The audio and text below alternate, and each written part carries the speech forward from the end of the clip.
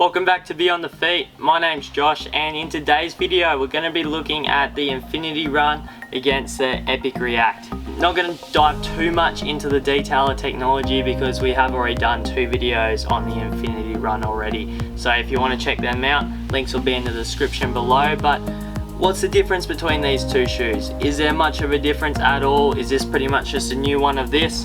Well, let's check it out. Let's have a look. So Nike pretty much marketing the Infinity Run as their most kind of injury prevention shoe.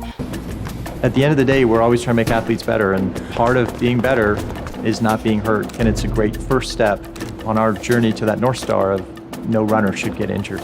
Supposed to be nice and supportive, really soft and hold the foot quite well, but is it even that much different to the Epic React? Well, looking at the outer soles, they have added a lot more rubber underneath, so that does make for that somewhat of a stable, more durable shoe underneath. With more rubber comes that limited flexibility throughout. With your Epic React, they did only have a bit of rubber at your heel and forefoot and a lot of exposed EVA in that midfoot area. I do know with a lot of people wearing this shoe, they did start to see a lot of wear pattern throughout that midsole area, so that's where the Infinity Run definitely would be a more durable shoe.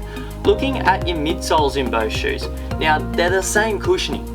Like you got your React cushioning in both shoes. They haven't changed the density and it is pretty much as soft as one another. So if you're just going purely for cushioning, they're both very similar in that aspect. In the Infinity Run, they have moved that bevel further towards the midfoot, create that little bit more of a rocker feel and therefore preventing that jarring running throughout the body. So this is more so that runner's midsole. It's definitely kind of, it flows a little bit nice from heel to forefoot, and the outer sole does complement that quite nicely. There's not a massive difference between these 2 shoes, like it's not like groundbreaking new technology. It's virtually the same midsole with a slightly different bevel and a slightly different toe off. One of the biggest changes between these 2 iterations of shoes is that clutch clip around the back. So with your Epic React, you just had that small clutch clip wrapping around the back of the heel, where in this one they do have it wrapping from pretty much the midfoot all the way around the heel to the medial side of the midfoot, creating that kind of a bucket seat. So you sit in the shoe a little bit more.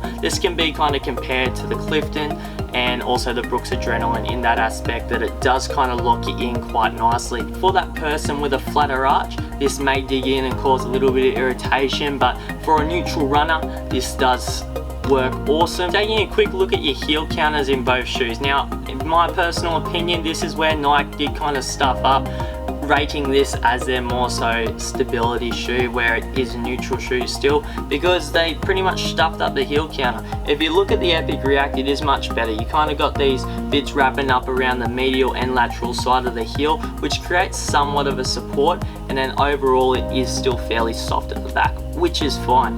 However, the Infinity Run has nothing. Like, it's just really flexible, really soft. So if you're gonna have that stability element in the shoe, you may as well back it up with a bit more of a firm heel counter to actually lock in that foot nicely. Now both shoes did kind of stuff up with that lacing system, not bringing it far enough back, but yeah, with that, I'm sure they'll improve it on the new iteration. So, and then with your overall uppers of the shoes, they're both very similar. If you look at them, they've both got a pull tag. You got that Flyknit wrapping around both shoes, and overall it just holds the foot like a sock. The Flyknits are slightly different. So you got your traditional Flyknit in your Epic React, which is a little bit more paper thin and feels like that lighter sock. Infinity Run, it's that Flyknit loft cushioning around the toes, and then that traditional Flyknit around the tongue. Both shoes have fitting issues. They don't quite dial in the foot as well as a lot of people would like. The Epic React does hold the foot a bit nicer than the Infinity, and that's your main difference between the 2 shoes. So there's not a whole lot. Nike are marketing this as their latest and greatest new injury prevention shoe and whacked a different name on it, calling it the Infinity Run. However, to me, it just looks like a Nike Epic React 3, which they should have done. Nike are always great at their marketing, and they're obviously looking at new ways to get people sucked into buying a new shoe. The Infinity Run overall is a better shoe, but it's not a different shoe. It's still an Epic React pretty much. They should have called this Epic React 2 and this be the Epic React 3, because it's pretty much a more updated version of the Epic React.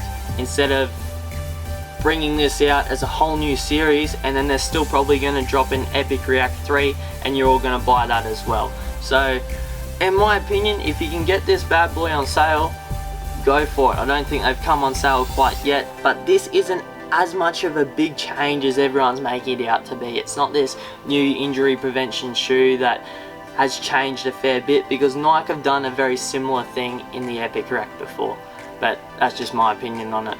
That's about it. My name's Josh from Beyond the Feet. If you haven't done so already, make sure you smash that subscribe, turn on the bell, smash those like buttons, and Kez will be back with another video soon. We got the Kimbara coming up, we got your Max Cushion shoes coming up, and plenty more, so stay tuned.